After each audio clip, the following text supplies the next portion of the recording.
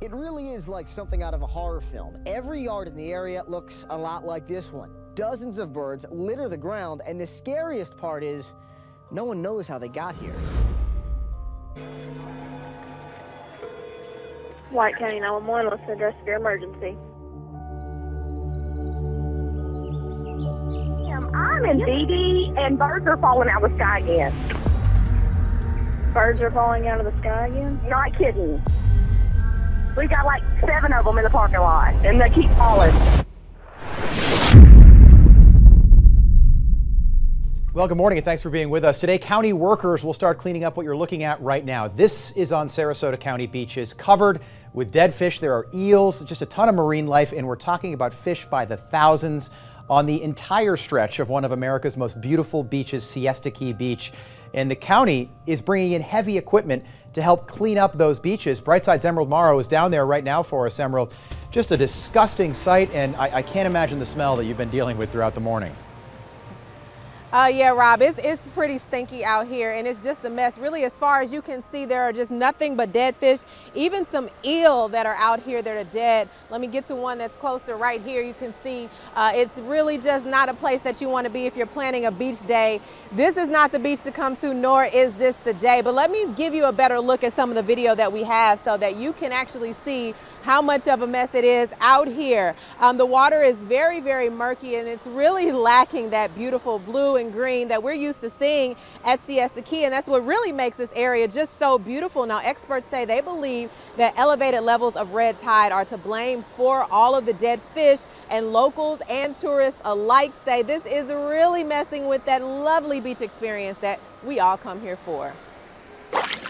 This is the worst it's been. It's by far. You're seeing it worse than you have in 10 years. Never seen anything like this. And it's just killing off the fish, killing off everything. It's terrible for the wildlife, and it makes the beaches unusable for us.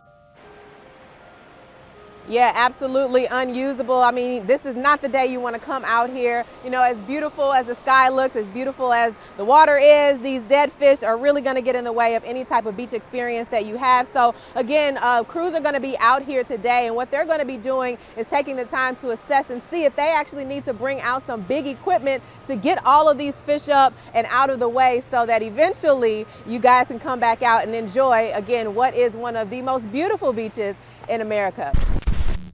It was another overcast and windy winter day in Draper when a not-so-normal thing happened. As I was driving, these birds just were falling out of the sky. Lacey Brown was one of the people who saw things firsthand. They were all on the ground right around here and along the roadway. They were just falling out of the sky like leaves. But they weren't leaves. They were hundreds of small birds called starlings. And like most birds, starlings like to flock. You've seen that black cloud as it's flying all over the place. Well, that's a starling group, and they call that flying tandem or murmuring. Experts say it's a technique they use to stay warm in the wintertime and to ward off birds of prey. So what would cause hundreds of birds to fall from the sky? Some people are saying aliens. Others are saying maybe it was lightning or they were poisoned. But in this circumstance, none of those are the case. No aliens, no cloaking device, no poison. It's just one of those freak things that the birds were just flying along, crashed into the side of a large vehicle, and boom. Whether it be misdirection or weather-related, something caused the lead starling to crash, and thanks to the breed's tandem flying, the rest followed. So I pulled over to help because I noticed some of them were not dead. Lacey says she saw one man shoveling the birds out of the road. Draper Animal Services was also there clearing the animals and collecting the ones that were still alive. Yeah, it was not a sight for the faint of heart. In Indonesia tonight, the horror of that deadly earthquake and tsunami. In fact, this evening, a piece of video and the sound now, the moment the earthquake strikes. ABC's James Longman making it to the center of the devastation. Tonight, new video showing the terrifying moment that magnitude 7.5 quake struck Sulawesi Island. The earth ripping open, massive rivers of mud flowing. Today, we journeyed into devastated rural communities. We've heard that there's a group of kids who were killed in their Bible group at a church up this street, but as you can see, it's basically impossible to drive on motorbikes, the only way to make it in. So we've come to the end of the road now, literally. The church that was here, the homes, the community that was here, all gone. Emergency teams discovering the bodies of at least 35 children at that Bible camp. We met 27-year-old Inika, telling me she was near the church when the mud flow picked her up and swept her nearly 2 miles into another village, holding on to a coconut tree to survive. There is growing desperation among Indonesians who survived the devastating earthquake and tsunami. The death toll has risen to more than 1,400. Recovery and rescue efforts are intensifying across the island of Sulawesi. Last night, President Trump spoke with Indonesia's president and offered to send aid. Ben Tracy is in the middle of the disaster zone in Palu, Indonesia. Ben, good morning. As if things could get any worse here, a volcano erupted on this very same island today. Now, authorities say so far that does not require any sort of evacuations, but even the threat of that has added insult to considerable injury. This is where the tsunami's nearly 20-foot high wall of water hit Palu. Barely anything is left standing. The water also destroyed something that can never be rebuilt. Aldiani lost 5 of her family members, including her father and mother. I lost my family. I very love you. I very love him. I very love her.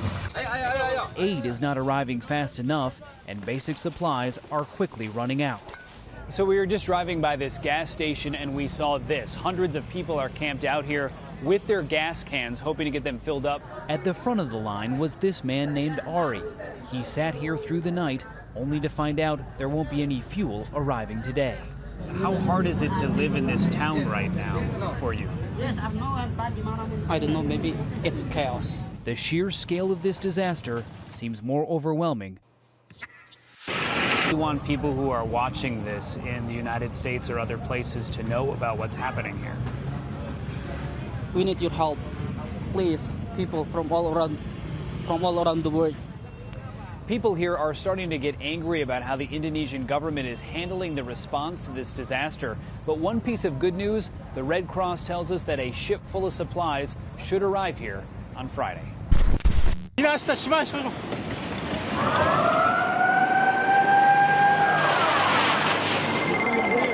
In March 2011, the world watched in awe and horror as a colossal tsunami ravaged eastern Japan.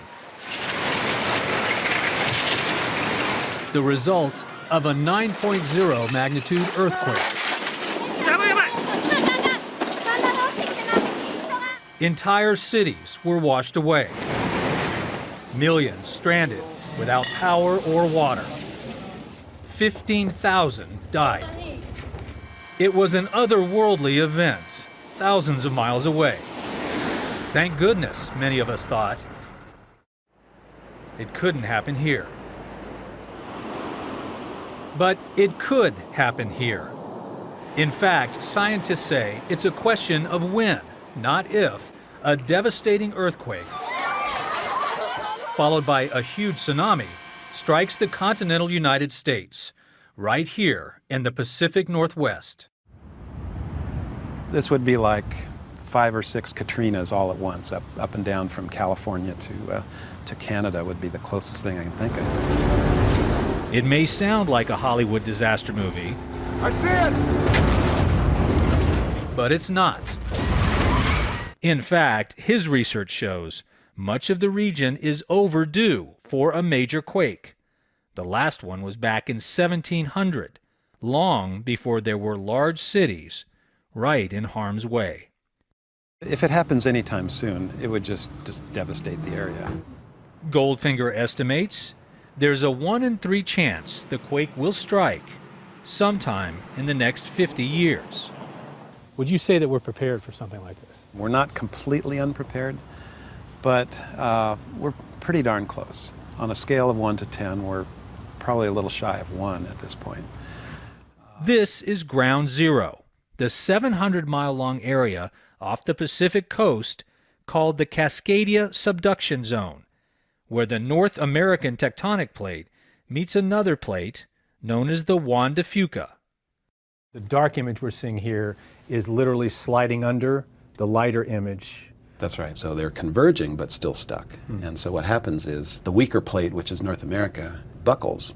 And eventually something's going to give. So the coastline that's been jacked up over 500-ish years or so is going to drop about a meter in about a minute or so.